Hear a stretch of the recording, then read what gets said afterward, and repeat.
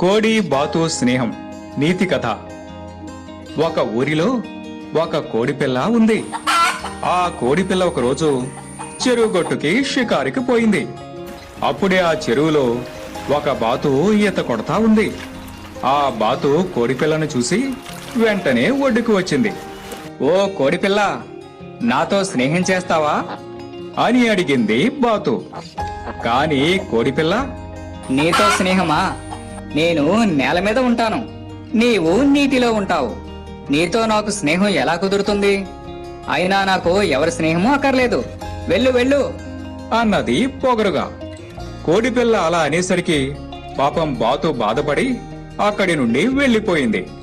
కొంతసేపటికి అటువైపు ఒక నక్క వచ్చింది. గింజలు ఏరుకుని తింటున్న కోడిపిల్లను అది చూసింది. దానిని చూడగానే నక్కకు నోరూరింది.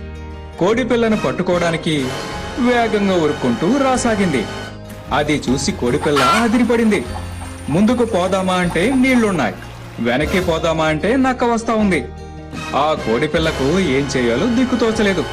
అది గమనించి బాతు వేగంగా ఒడ్డుకు వచ్చి, మిత్రమా, తొందరగా వచ్చి నా వీపు మీదకి ఎక్కు, పారిపోదాం అంటూ గట్టిగా అరిచింది.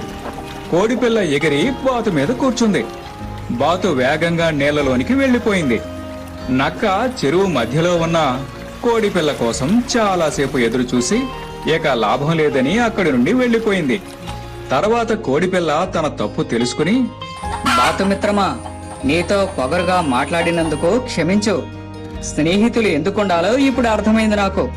ఇక నుంచి మనం ఇద్దరం మంచి మిత్రులుగా ఉందాం అని అన్నది. అది విని బాతు ఆనందంగా చిరునవ్వు నవ్వింది. ఆ రోజు నుంచి అవి రెండూ కలిసిమెలిసి ఉండసాగాయి.